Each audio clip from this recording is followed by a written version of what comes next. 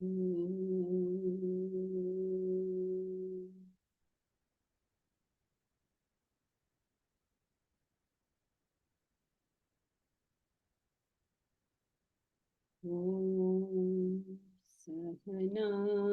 bhavatu sahanau punaktu sah viryam karavavahai तेजस्विनावधीतमस्तु मा विद्विषावहै ॐ शान्ति शान्ति शान्ति.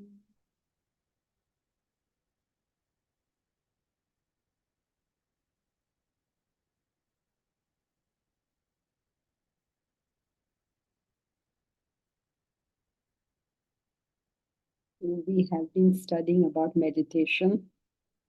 The first and most important thing we know about meditation is that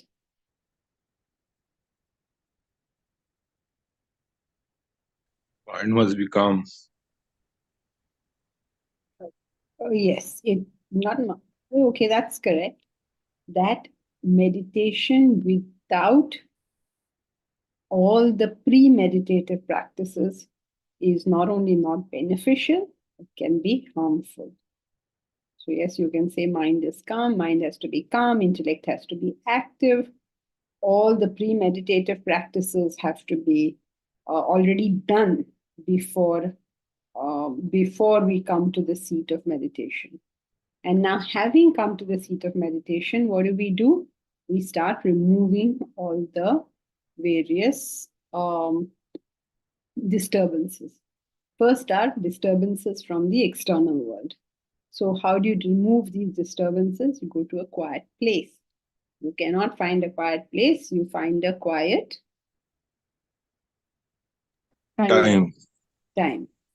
So that's your first step. Then second step is you have to remove material disturbances you have taken care of. Then you remove physical disturbances. How do you remove physical disturbances? Obviously, you already have got a fit body, but you sit down in a position which is conducive to meditation. And what is that position? The position most conducive to meditation is that where your muscles are not actively engaged. So, how do you do this? You sit down in a cross legged position with the center of the base at the center of gravity. So, actually, gravity is holding you, you are not holding anything. So, once these two meet, your muscles don't have to put an effort to hold you. You are sitting there, and you will be able to sit there for hours should you be able to do this. However, so it happened that for whatever reason you can't do this, even if you sit on a chair so that you have proper support, that is also okay. The point is that the body should not disturb you. Then we come to the third disturbance. The third disturbance is of the breath. So you begin your meditation practice by doing pranayam, which is the normal Nadi Shodhi pranayam, which most people do, so that the breath is equalized and steady. Right? Now you're beginning. So now what do you do next? Then you take on the um to the japa. And that's going to be your next step. Now, what is the best time for meditation? Best time for everything in this world is 4 to 6 a.m. This is the best time available to a human being. So you use it for the best you are capable of doing. So the best you're capable of doing is Jnana Yoga, then you do Jnana Yoga. If the best you're capable of doing is meditation, then you do meditation. So whatever is the best, you have to employ your best resource for the best you're able to do. Right? So any questions up to this point? All right. So let's continue.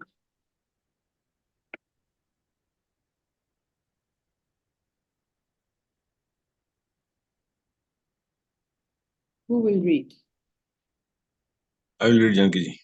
Please. The most conducive time for practice of meditation is Brahma Muhurta, between 4 a.m. to 6 a.m. If that be inconvenient, choose a time as close to it as possible or any other time suitable to you. Sit in the recommended meditative posture in the selected place. Repeat the mantra mentally without causing any movement of your limbs, throat, mouth, and or tongue. During the chant, the mind would stray away from the mantra, and your intellect may not be aware of the mind's discretion. For the intellect to effectively hold the mind's concentration on the mantra, you may use the Japmala rosary for the chant. So here is saying Brahma Murta is the best time for meditation. He's saying sit in the meditative posture in the selected place and repeat the mantra. When you are repeating the mantra, mind may deviate from the mantra. Intellect may not aware of this thing. So he's saying use Japmala. Yes, very good. So we have got the most conducive time. We have just removed all the disturbances. Another disturbance is your own place. You can't go meditating anywhere you like. There's a selected place. There's a particular place where you have to meditate. In fact, even for studies that is recommended, there's a particular place where you go and study. Now, why do you think that is? You're not allowed to just meditate anywhere. Many people have a puja room or a designated spot, maybe in their study, whatever it is that. But there's always a designated spot. You're not allowed to meditate anywhere. There is a particular mat on which you will meditate. Now, why do you think all this is so?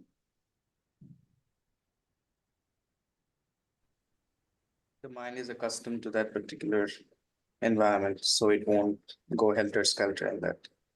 It will be calm. Yes, it is another way of removing disturbances to the mind. The mind gets comfortable with something. Therefore, when you want to do something very important, you will always try to stay comfortable because you don't want your mind going to something that's irrelevant, right?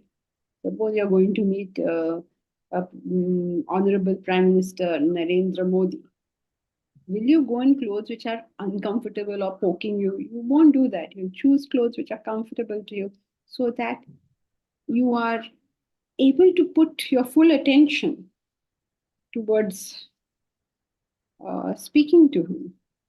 So, whenever you're doing something that requires your full attention, you try and remove every type of disturbance that is likely to occur.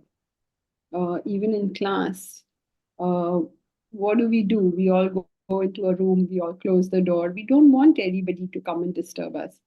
Now, of course, in online, I don't know whether you're doing it, but it is what we should be doing. You have your own place, you have your own a room, the door of which you can shut. And when your room door is shut, you know that nobody's supposed to enter that room, nobody's supposed to call you. You are learning to concentrate. Nowadays, we call it multitasking.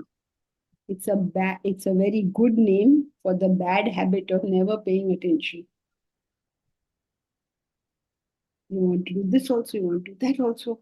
People are on their computer listening to class and also seeing what WhatsApp messages are coming, what else is happening. This is not what Vedanta is. Vedanta is if you are doing anything at any time, the only thing that exists in your life is that thing which you are doing, nothing else.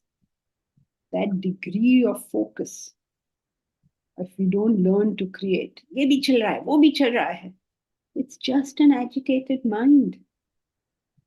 Even in class, if we cannot, 1 hour in the week, we cannot take out that time to just do this, nothing else. How are we going to learn? Because Vedanta is not learning a big bunch of information. Vedanta is a lifestyle. It's the way you are, it's the person you are, it's the way you live. So all these things are very disturbing to the mind. Ye bhi, wo bhi, wo bhi, wo bhi. Now, even in class, we do not want disturbance. So now imagine in your own studies, no disturbance.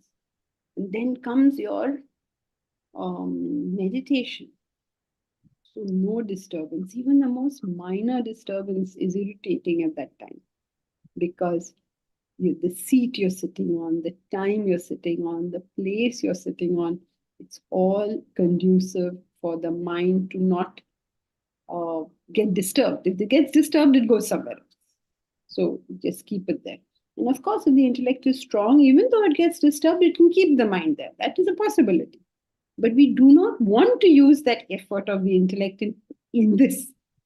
We want the full intellect available for what we are doing. So when you are sitting in that seat and you made everything comfortable, you've got the time, place, seat, your breath is stilled, your body is stilled. Now your mind is there and it can still wander. Now, since it can wander, and it always lies the possibility that your intellect bichara is asleep, that possibility will always exist. So when your mind has gone off, you may, after 10 minutes, become aware of this, that, oh, 10 minutes have gone, I'm just wasting my time. Doesn't that happen with us even now? You've gone 10 minutes with your scrolling on this cell phone and you say, oh my God, I'm getting late. Mind is gone, intellect is not available. So the wise sages of the past, all across the globe, came up with a suggestion. And that suggestion was to have a small movement of the body along with the chant of the japa. And how do you do this? Is with the help of a rosary. Everywhere, it's not just in India, everywhere they've done it. The chant and the rosary have to go together. So what happens is, as you are doing the rosary, your thumb is moving. That's all that's moving. Not your mouth, not your throat, not your nothing. Everything else is still. The only thing that's moving is your thumb. Right? So as you move that rosary, it goes with Om, Om, Om. What is happening on the gas? Oh, Om, Om. See what happens? The moment you stop the chant, once you've learned to coordinate the chant and this movement of your thumb, what happens is, the moment the mind goes away, this thumb stops because it's coordinated. And that wakes you up. So that's why the rosary is used. Right? So this is clear. We have come to the most silent, most quiet part of meditation, which is that the place is quiet, or the time is quiet. It's Brahma Muhurta. You are sitting down in the right position, in the place that you're always used to. You've done your pranayam. Pranas have been controlled. Have been made rhythmic. And now you start chanting. And initially you chant with the rosary, because the rosary will help the intellect in getting aware when the mind goes here and there. He's going to explain that. So, who will read the next? Janki, one minute. Hello? Yeah, go ahead. Janki, just now you said use 100% of your intellect. So 100% of using intellect is possible when you develop 100%? Yeah, I mean, whatever you have, use it fully. That's what I meant. That is okay. But suppose somebody want to use his intellect 100%, what he has to do? First, start with learning concentration. It's just concentration. It's no big deal. We all think that, oh my God, all my abilities are not available to me, all that. It's just concentration.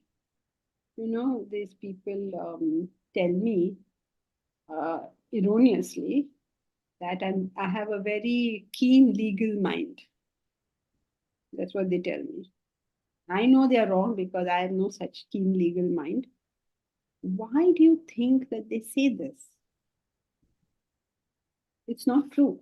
Okay, don't come to me with any legal things. It's not true. So, but why do you think people think that way? Okay, now in all this work that we are currently doing with getting the plots and such are legal hassles and dealing with lawyers and all. So you have to read the contracts, you have to read the agreements, you have to read and read and read like papers and papers. And just to make sure, because any wrong move we make at this stage, whoever will inherit from us is going to have to deal with those problems. So you have to be very careful and pay attention to what's going on. And that's all it takes. All it takes is pay attention and say, okay, this and this don't seem to agree, or this and this don't agree with that. That's all you do. Just pay attention. And people will credit you with all sorts of abilities that you don't have. It's not so difficult. Most people are not able to do things because they don't pay attention. There's no when you pay attention, you become organized. You know that on this date this is to happen. The whole thing is a matter of just paying attention. Then you say, oh my God, I forgot this. Oh my God, I forgot that, because you're not paying attention. So how do you use your full intellect? Just pay attention. How do you pay attention? You strengthen the intellect. How do you strengthen the intellect? You study every morning. But it's not merely study every morning. Are you studying every morning with your full intellect? Are you paying attention to that? Are you paying attention to class? 9 out of 10 people are not paying any attention in class. And how do we know this? They cannot follow the line of thought. Very good. They don't follow the line of thought. After many years now, at least the questions are pertaining to what we are discussing. I don't know if you all remember when we started online classes, it was complete chaos. Question had got nothing to do with what we were studying. So now we are slowly bridging that gap between what we are doing and where our mind is. There's a big gap. And that's why I keep telling y'all, and most of y'all don't listen, please switch on your videos. Not because we want to show the whole world we are in class, but this is an aid to you. On video, you're less likely to, attend to something else. Though some people do that also because intellect is absolutely absence. So keep it on so that there's a control on you. Not somebody else's, your own. You know what you're doing. So as you keep doing this, paying attention, you have no idea how many problems you will avoid, how many problems you will solve, how much more benefit will come to you out of things. I can't even begin to tell you. And if you all have experienced something of that, then that's fantastic, because then you know what I'm talking about. All it needs is us paying some attention. How do you do that? Through practice. What is our practice? Morning study. But pay it attention. Not morning study चल रहा है और gas पे क्या है और bank account में क्या है चल रहा है, ये won't do. Right? In class also. Pay attention. Because this is the only subject in the world that you're transacting with that will teach you how to pay attention. So at least pay attention to this. Okay? Yeah, okay, thank you.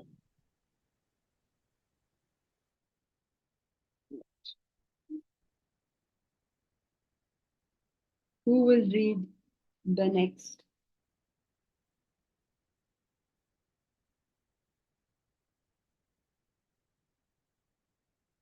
Elsie?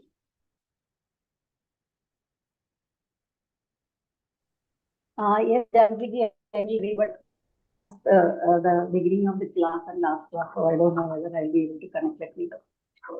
I can't hear what you said, Elsie. I'll read Janaki. She doesn't have her glasses. Oh, Elsie, okay. The technique of telling the beads with a rosary is common to most religions. The japmala has beads strung together in a single cord with a little space between the beads to facilitate its movement. One of the beads is designed to protrude from the rest. The protruding bead is known as meru. In meditation, you suspend the mala rosary from the ring and little fingers held together. Hold a bead with the tips of the middle finger and thumb. Let your index finger stick out of the rest. With the mala position thus, rest your palm on the calf muscle on the same side of the body and the other palm on the other thigh. With each chant of the mantra, turn a bead with your middle finger in the clockwise direction, that is toward your body. Let the chanting synchronize with the rotation of the beads. Proceeding thus, you will reach the Meru.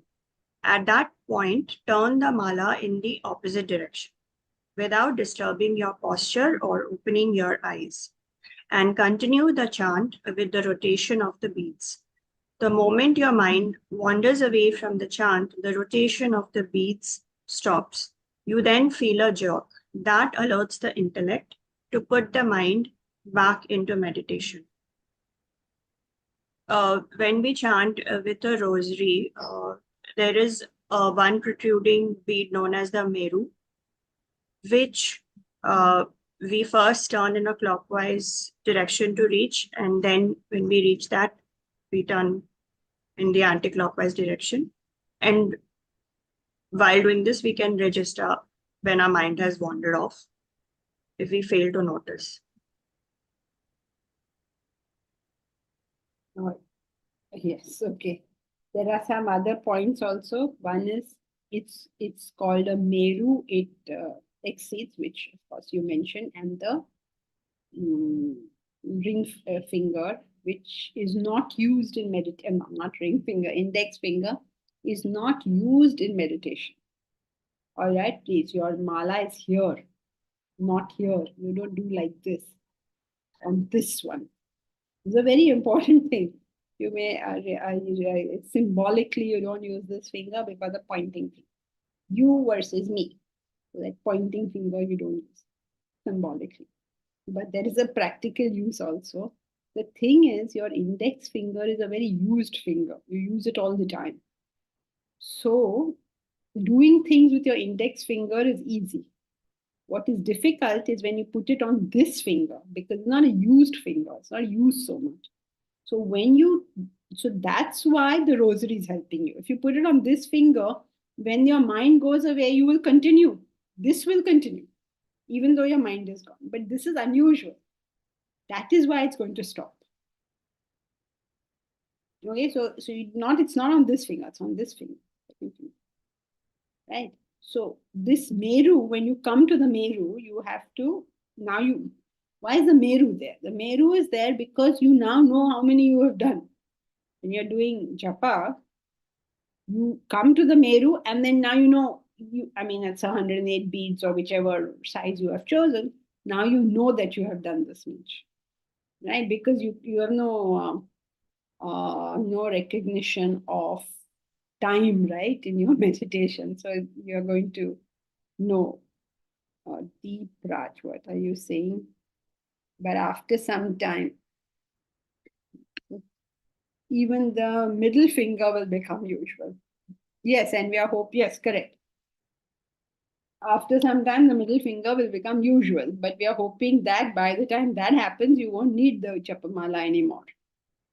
The Japamala is to help you initially. You're not going to be carrying the Japamala with you to realization, right? Remember, we are now learning how to meditate. So you're using the Japamala as a part of the learning process. So by the time this finger gets used to it and it becomes mechanical, hopefully your intellect has developed enough to do this yourself. you're not going to be using this mala right to the end. You're going to stop it after some time. Okay? But I mean, it's not necessary that we give up the mala. I mean, it's not really posing Then any. no, why would you do it? It's just something we're used to, we're comfortable, so we can carry it to realization. Like, why lose the mala? No, you don't need to carry it. Because it was only a tool to help you to concentrate. Now, if you know concentration, what are you going to use that tool for?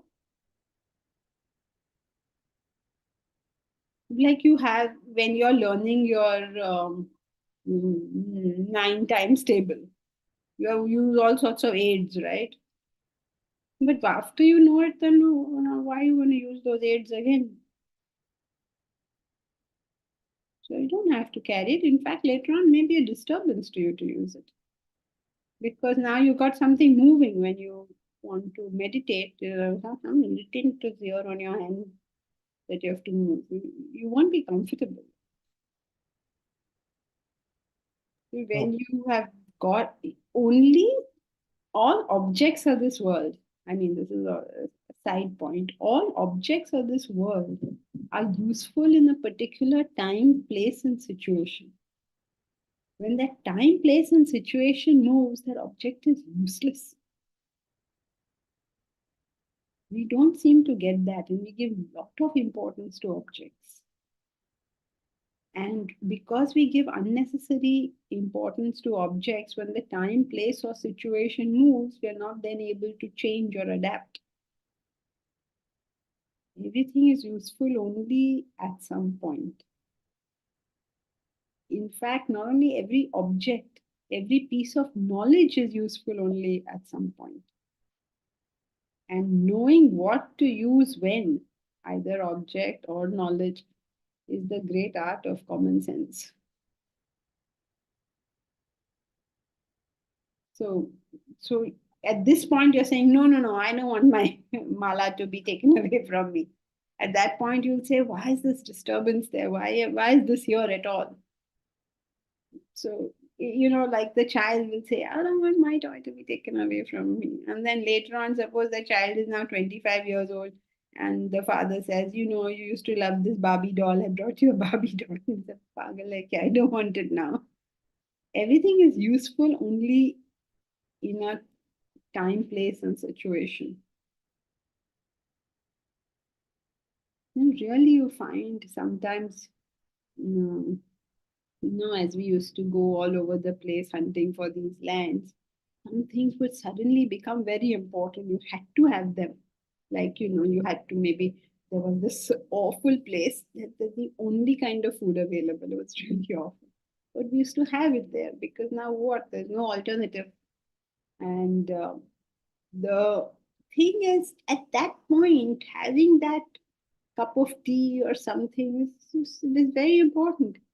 And now, nothing. You never go back with your own will and volition to have that kind of thing. Everything is suddenly important in some place. Even we are only important in a certain time, place, and situation to other people.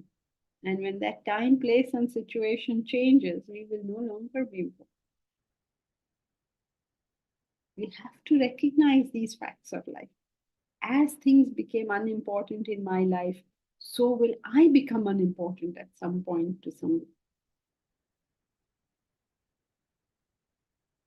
Okay, so that's just a little additional stuff. But once you recognize, suddenly 100 grams can become the most important thing for a nation. A whole discussion on 100. We are constantly putting on weight, losing weight. All this is going on. Every woman in this country is putting on weight and losing. But the whole nation discussing somebody putting on 100 grams of weight or not losing 100 grams of weight, suddenly it's important. And the same 100 grams will not be important some other time. That's how life is. Okay, so let's continue. Janki ji, is it does this mean that almost always we have a misplaced sense of value itself? Like what we value is not what is really valuable. Absolutely. Even at the moment, if I'm saying I want self-realization, it's because I conceive of self-realization in a certain way that it will give me something which I will like. It is still to do with my likes and dislikes. And if something else happens to give you that same thing, then suddenly you'll say, what's then self-realization? This is good enough. Yes, everything is in a flux of change, including our minds. And that is why this intellect in us is so important. And that is what commitment is all about.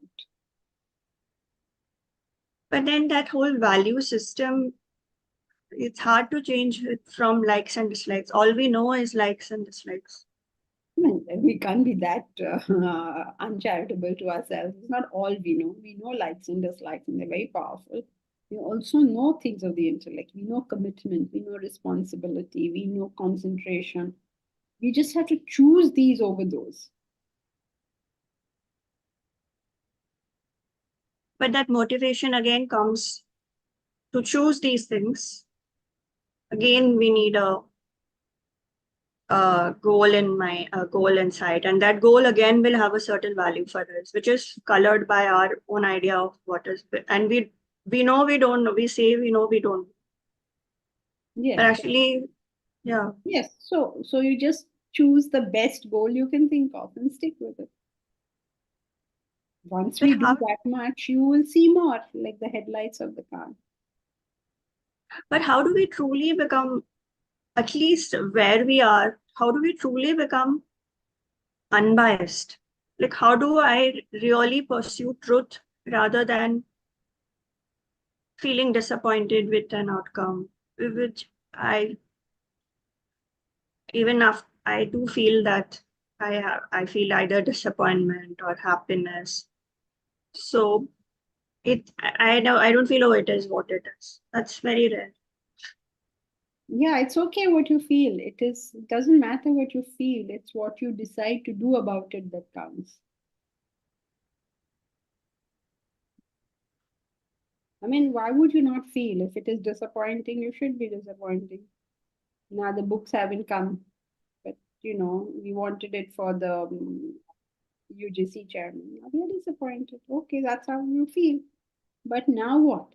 Now what do you intend to do about it? That's the important thing. So feelings are not, feelings are to be felt. Now, intellect means I'm still going to do the right thing. I'll feel happy, I'll feel sad, these things are just normal life going on. They are not the all important thing. The all important thing is, okay, so what am I going to do now? Am I called upon to do something now? If so, what? The right action is all that counts. Yes. Thank you.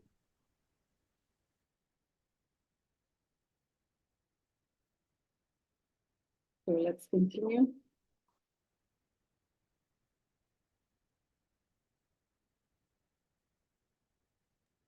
I can read. Yes, please. In the initial stage of meditation, you may choose to chant aloud. Even keep your eyes open. As you advance in the practice of meditation, you would feel more comfortable to chant mentally with eyes closed. You practice meditation every morning after adequately preparing the mind. Continue the chant until you bring it to mental whispers. Allow the chant to die away in silence. The silence does not remain for long. Thoughts would prop up and disturb the silence. That indicates you have done enough for the day. Following this procedure daily, try to elongate the period of silence. You then delve deeper into it. Ultimately, in the depth of that silence, the Supreme Self reveals itself. So it goes from the initial stages till the last stage. Initially, you can chant aloud and even keep your eyes open. As you move forward with your meditation, one will find more comfort in chanting mentally and keeping the eyes closed. And we practice meditation every morning after we have adequately prepared the mind. And we have to continue the chant until we bring it to mental whispers. And when do we know when to stop? We stop when the silence thoughts start to spring up automatically, which will indicate that we have done enough for today. We continue the next day, and we every single day we try to elongate it bit by bit, the silence, and ultimately one day all that's left is silence and the self reveals itself. Okay, very good. So if you see, the very first line of this paragraph contradicts what he just said. Right? Because you went to chant aloud. Last paragraph, he said, nothing should move. So this is what is very confusing to spiritual sadhaka. Sometimes you say this, sometimes you say that. Obviously, it will change because at every step of the journey, things are changing. It's not like there's some static thing that you're doing. All the time you're going to be doing this. No, that it changes, constantly is changing. And the thing is, are you changing it or is it changing? This is a big difference. When you change it, it is your mind. It is the mind and it is the mind's distraction. When it changes and you deal with the change, that is the intellect. Otherwise, every day you can change your mind on something, no? There changes, it doesn't change. It has said the same. You have changed. Right? So you have to learn to distinguish between these things. And slowly, slowly, it all starts getting clearer and clearer. So first he said, don't move anything. Now he says, chant aloud. Keep your eyes open also. Why? Because this is all initial help to us. Eventually, chant will go quiet. Eyes will be closed. Rosary will no longer be there. Everything slowly, slowly, slowly is going to drop. And that's the way it should be. You can't drop it in the beginning. You have to drop it as one progresses. I mean, you don't drop it, it drops by itself. Finally, the chant itself drops in. It's not even the japa. It's just silence. Okay, so as you're practicing, you just experience silence and you stay with that silence, you stay with that silence. Then one little thought will crop up. And one more, and then slowly there's a rush of thoughts. That's when you know that's it. You can't do this anymore. You get up. You do it again. So first time you do it, you probably be in silence for 30 seconds, 40 seconds. And then as you progress with it, progress with your sadhana, not progress merely with the meditation, which Deepraj rightly pointed out, that after pre-meditative practices, we have to always say this, to remind ourselves. And slowly as the mind settles and settles and settles, and then there are no further thoughts to prop up. And it's like the wisps, how clouds, when you're looking at them, they look so bulky and real, and then as you go closer, the wisps of it just disappear, as it were, in front of you.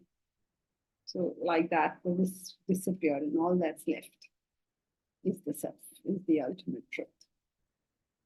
So this is the procedure of meditation. Is the procedure clear? You take away all the disturbances. You sit down in the seat of meditation. The practice is japa. You are comfortable in the time, place, everything. You start with your eyes open if you like. You can chant loudly if you like. You can use the rosary if you like. However, all these things this will help you concentrate in the initial time period. But after some time, they will become a disturbance. If you keep your eyes open and meditate, just your eyes seeing things are a disturbance. Initially, when you close your eyes and meditate, it's a disturbance because now you're like, you can't focus on anything. So initially, you need something like maybe you have a picture of the Lord or a murti in front of you, and that's helping you focus. Then later on, you don't want any of these things. So naturally, the eyes close. Everything becomes a disturbance. It's just that one thought. And then there is silence. That's it.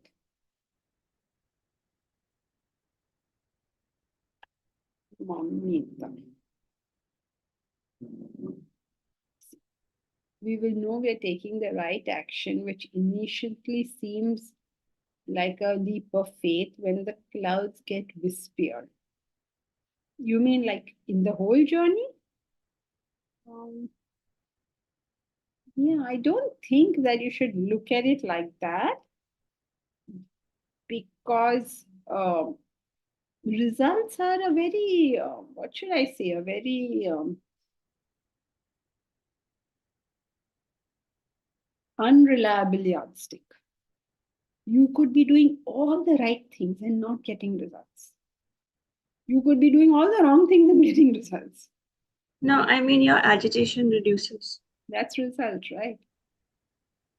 So any result is not a good yardstick. It's just not a good yardstick. Your yardstick should be your own comprehension of right action. For instance, let's take the example of Swamiji, right? Now, all the other gurus are very, very famous. Like, they are household names, everybody knows. He has been in the field for like 80 years, 70 odd years. And he's not as famous as others, right? Now, suppose he uses that as his yardstick. Then he will start doing all sorts of things to become famous. No. So yardsticks cannot ever be results. What is the yardstick is what according to me is the most right, most appropriate action to be done, and am I doing it? That's all I care about.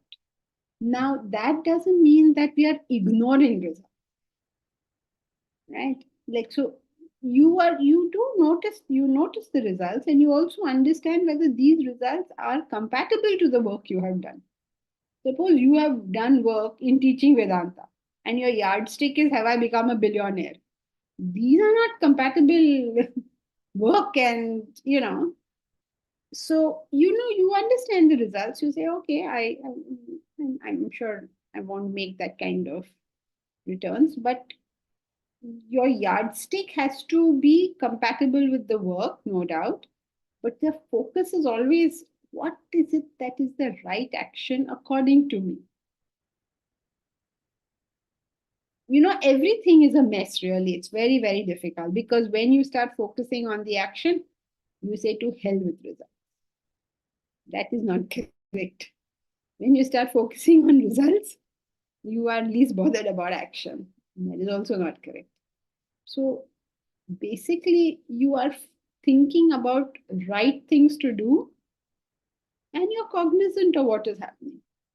And you understand that these are compatible with with the work that has happened. But you don't use results as your sole yardstick. I mean, it's just impossible. You could be doing so many wrong things and you're getting results not out of these things you did, but out of the past things you've done. For So instance, not even reduction of agitation. no, definitely not. That's the worst. Because reduction of agitations is the easiest thing to obtain. You fulfill your desires, agitations gone. Desires not fulfilled, agitations have come. So that's not a good yardstick at all. Okay, look at it this way. Let me tell you. Suppose I personally go to somebody who I know. and I request them to give me some funds, then 9 out of 10 times they oblige. Why do they oblige? We have like a 25, 30-year, 40-year-old relationship where they have known and seen the work and all of that. Suppose you go to somebody, maybe the same person, and ask for money. That person will give you maybe less, right? Now, I think I'm a great fundraiser, but I'm not. The reason that I've got that is because of what happened in the past, not because of what is happening now. Now, Jayashree is making a list. Jayashree, LC, all of them, they've got together. They're making a list of people, companies who are likely to give us CSR, fixing appointments, dealing with them. They're putting in all the work, right? They're doing the right action. Now, this action may or may not give results right now. So they can't say, see, that way is better. You just call up your friends, you ask them to give. That's not true. You see, so results are a very, very odd kind of thing to use. They give you all sorts of funny conclusions. Okay, yeah. And to start chanting, should I take a mantra from, from my guru, or how do you go about? No, you don't do anything of that sort. I mean, when you're ready, or if you believe you're ready, then you can think about it at the relevant time. Up say, what is the point? I feel I want to then. Well, you first find out whether you have done enough of the, I'm not talking about you specifically, talking generally. People have to find out whether they have done their pre-meditative practices, what is the condition of their mind currently, and then decide. And whether you need to go and get a mantra from anyone or choose it yourself, it's a matter of personal preference.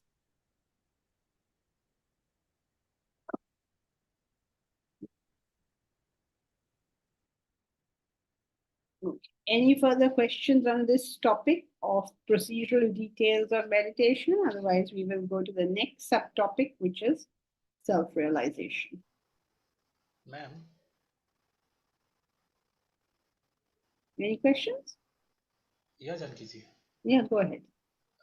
Ma'am, what I have understood with this conversation with Momita and all, while we go on chanting japa, and when it dies in our silence, we would be in a state where we will be get connected to the higher and where we devote our entire attention to that state where we will continue in doing the right things at the right time without focusing on results ultimately.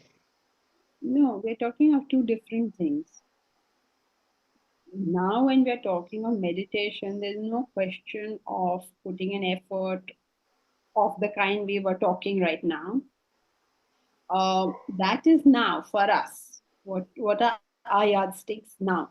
In meditation, the mind is absolutely calm. As it is calm. And the intellect is very alert. And now this japa and this other things, slight aids that you're giving. If a mind is not calm and you give all these aids and you say, okay, now meditate, it will not work. Okay. And No, that is an initial stage. That is an and- initial stage where we are focusing on calming our mind and everything. But as it goes on, and as you said, One lastly, second, Nagendra, sorry. yeah, In yeah, the yes. initial stage, you're not focusing on calming the mind. Okay. This is a constant error that we do. You're focusing on a higher cause, on a higher ideal. The consequence of it is the mind is calm. If you focus on calming the mind, that's an artificial thing. And that will never work. True. So you are focusing on higher, nobler, more unselfish things, and calmness is a byproduct. Okay. In the state of meditation, you're focusing on the mantra, And when the mantra dies down, the result is self-realization, in which case there is no world. So the question of action and all doesn't arise anymore. Okay, got it. Thank you, ma'am.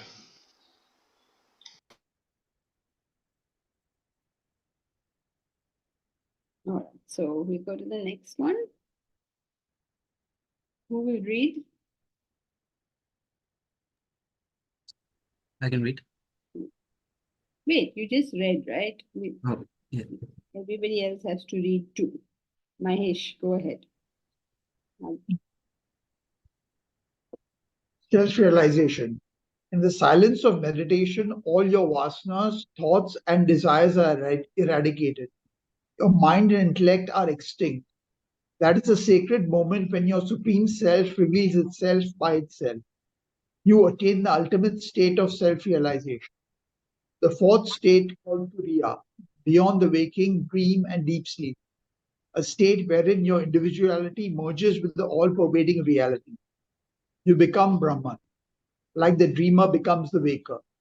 The dreamer loses his personality in the higher experience of the waking state. Similarly, the waker loses his finite personality in the infinite experience of self-realization. An experience that is beyond the highest pleasure the body could ever sense, beyond the greatest happiness the mind could ever feel, beyond the subtlest knowledge the intellect could ever conceive. That is spiritual enlightenment. So, this is the culmination of meditation in which your vasanas and thoughts and desires are all removed, which causes the mind and intellect to be extinct. And then you are in the state of Turiya, which is a state that is beyond the waking, dream, and deep sleep states, in which you lose your finite personality and experience the infinity of the self. And this experience is beyond anything that you can conceive by the body, mind, or intellect. Yes, good. It's an experience beyond the highest pleasure of the body, mind, and so we are not willing to go around the path to self-realization because we believe that somebody is taking our joys away from us. What he's trying to express is nobody's taking your joys. In fact, you will get greater joys than your body could have ever experienced, your mind could have ever felt, or your intellect could have ever conceived. Now, why does he need to say this? Because people are so terrified of self-realization. They say, oh my God, what will happen to me when I realize? What will happen to you? It's like the child saying, what will happen to me when I grow up? It's a different experience. The child has to all the time be in some kind of restriction, right? If he goes to play, mother will call him back. If he doesn't study, somebody will shout at him. If he wears clothes of his choice, somebody has a view on it. He lives a life of restriction, being constrained, of not being able to do whatever he chooses. When he grows up, he is free to do whatever he wants. But he doesn't understand this. He says, what will happen to me when I grow up? When you grow up, you will be able to eat all the chocolates you want. When you grow up, you'll be able to wear whatever you want. So he's expressing the state of self-realization in terms of our desires. Just as we would explain to the child what is the state of being grown up in terms of his desires. Otherwise, it won't make sense to him, right? You tell him you will run a business, he doesn't know what you're talking about. He says you can have all the chocolates you want when you grow up. You don't have to study at all. You're explaining it to the child in his language. So too, the wise sages explain it to us in our language, but all of this is sort of futile when you grow up. Okay? And of course, the point that you don't become the self, you are the self. You just find out what you are. Shall we do the last paragraph? Who will read it?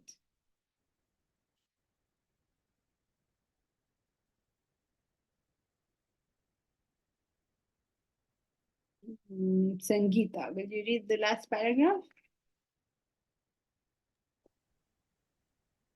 The state of self realization confers absolute power, bliss, and knowledge. Yet the self realized conducts himself as any other human being in the external world. Though inwardly he has become a Sakshi witness of the entire phenomena of life.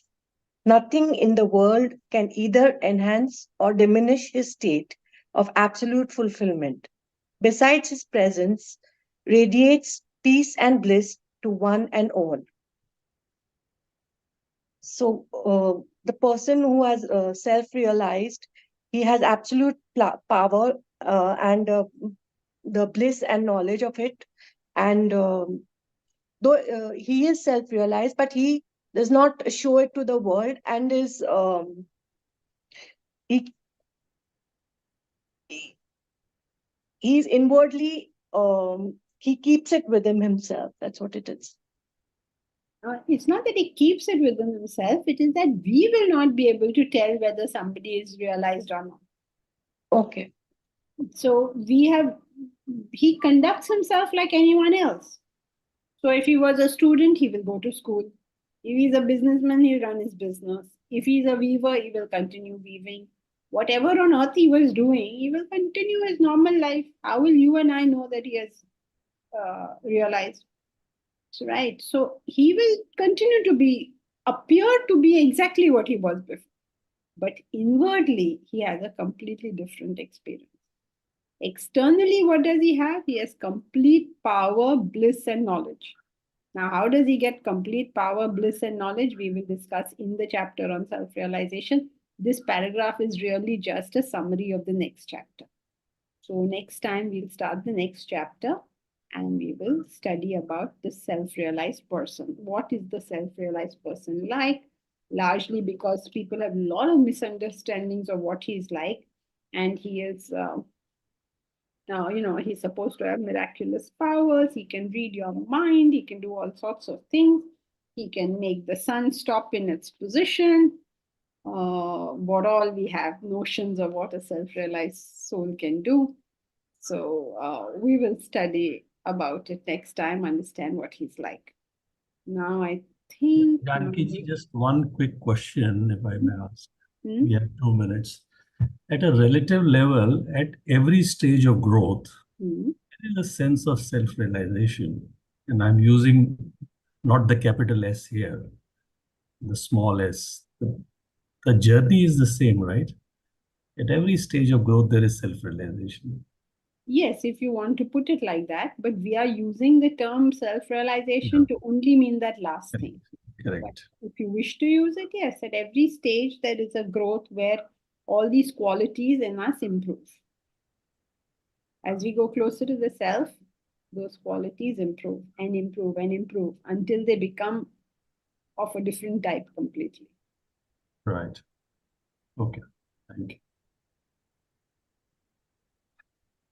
So, Janki ji, another question on what we today call mental health issues often arises from simple selfishness that which is what we are calling premeditative practices, where we reduce our selfishness through the 3 yogas and therefore calm our mind.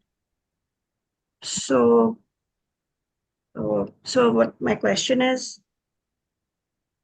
a psychologist, is a therapist, sort of, today when we have access to a therapist, shouldn't we all take up that course, because it is one way of learning to trust the world and therefore reduce what the is kind your of... question? Should we go into therapy? That your question? Should we use the services of a therapist? I mean, understand the psyche, to understand our psyche as a matter of fact, as a matter of scientific knowledge. That is a matter of personal preference. Either you can do it by yourself through the study of Vedanta, or you can take assistance. Depends on the condition of each individual. But this is where Vedanta and modern therapy can help. I mean, Vedanta's perspective on the human psyche, that that the mental sheath influences and pervades the physical sheath. This is what a lot of people who claim to be scientific in their worldview are not accepting. So, I mean, should Vedanta endorse? Even if we endorse, what is going to come out of it? I mean, people will do what they're doing. If they come to us, they will understand causal relationships and still continue to do whatever they want. It's avoidable suffering, which can be relieved through knowledge. So there is no suffering which is not avoidable. So, I mean, you study Vedanta, you will avoid every suffering of every type. But now, when you've created suffering, you may need some more help. That's fine to get help. It's like if you eat the right food, you won't fall ill. But if you do fall ill, then you can go to a doctor. Or you can try some home remedies. Depends on how bad the ailment is, It's all individual based.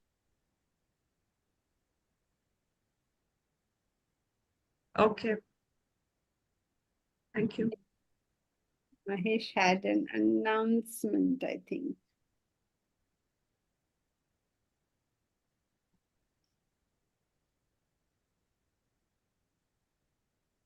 Somebody announcing? Okay, today is this online talk which you all know about, and 25th is the Bhumi Pujan. Is anyone supposed to announce that?